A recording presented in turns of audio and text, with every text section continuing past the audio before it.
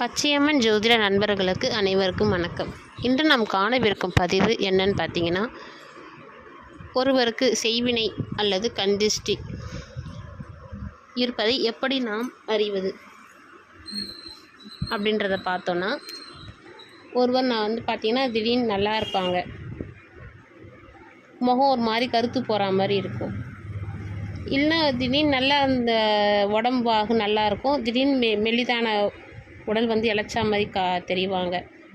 அடிக்கடி நோய் வாய்ப்படுறது இல்லையா, வீட்டுக்குள்ளே வந்த உடனே அவங்க சிலருக்கு தெரியும் அந்த ஒரு மாதிரி பேட் ஸ்மெல் எதுவுமே இருக்காது வீட்டுக்குள்ளே, ஆனால் ஒரு மாதிரி உணர்வு ஸ்மெல் ஒரு மாதிரி ஸ்மெல் வரா மாதிரி இருக்குதுன்னு சொல்லி என்னென்னவோ தேடுவாங்க, ஆனால் வீட்டுக்குள்ளே எதுவுமே இருக்காது.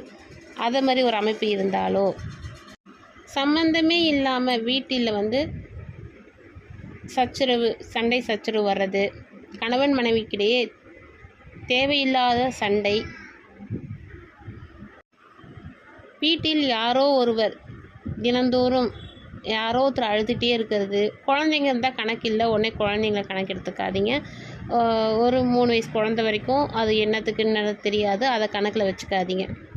3 வயதிற்கு மேலே சம்மந்தமே இல்லாமல் யாரோ ஒருவர் ஏதோ ஒரு மூலயமா அழுது புலம்புவது, மனசு ஏதோ ஒரு மாதிரி படபடப்பாக இருந்தாலோ, மனம் தேவையில்லாத சிந்தனை என்னென்னவோ தோணும்.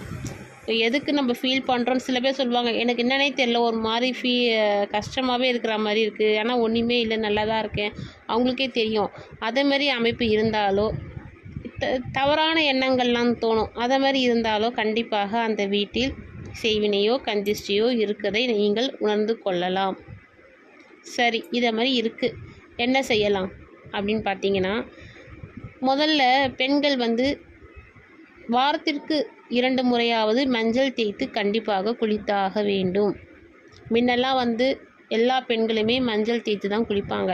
ஆனால் இப்போ இருக்கிற காலகட்டத்தில் எல்லாருமே நேரமின்மை சொல்கிறாங்க, ஸ்டைலுன்றாங்க, ஏதோ ஒரு காரணத்தை சொல்லி மஞ்சள் தேய்ச்சி குளிக்கிறதே கிடையாது. கண்டிப்பாக 2-3 நாட்களாவது வாரத்திற்கு மஞ்சள் தேய்த்து குளித்தாக வேண்டும். அந்த மஞ்சள் தேய்த்து குளித்தீங்கன்னா அந்த கந்திஷ்டி என்ற யார் என்ன நம்மளை பார்த்தாலும் அந்த கந்திஷ்டி விழவே விழாது.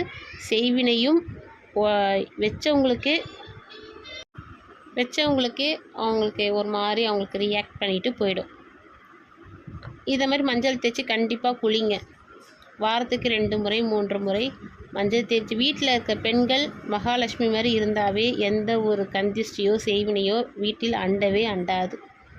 அடுத்து வாரத்திற்கு ஒரு நாள், அப்போல்லாம் பார்த்திங்கன்னா கோமியம் கிடைக்கும். இப்போ சென்னையில் இருக்கிறவங்களுக்கெல்லாம் கோமியம் கிடைக்க வாய்ப்பில்லை. மஞ்சள் தண்ணி வீடு ஃபுல்லாக முதல்ல துடைச்சிடுவீங்க, பெருக்கி துடைச்சிட்டு அது பிறகு மஞ்சள் தண்ணி தெளித்து இது சுத்தம் பண்ணிங்கன்னா உங்களுக்கு அந்த கந்திஷ்டியோ செய்வினையோ அண்டவே அண்டாது. வீட்டில் அடிக்கடி சாம்பிராணி புகை போட வேண்டும். வாரத்திற்கு 2 முறை, செவ்வாய்க்கிழமை வெள்ளிக்கிழமை அப்படி ஒரு கணக்கு வச்சுக்கிட்டு தினைக்கும் போட்டால் ரொம்ப விசேஷம். போட முடியாதவர்கள் கண்டிப்பாக வாரத்திற்கு 2 முறை சாம்பிராணி போடுங்க. தினந்தோறும் காலை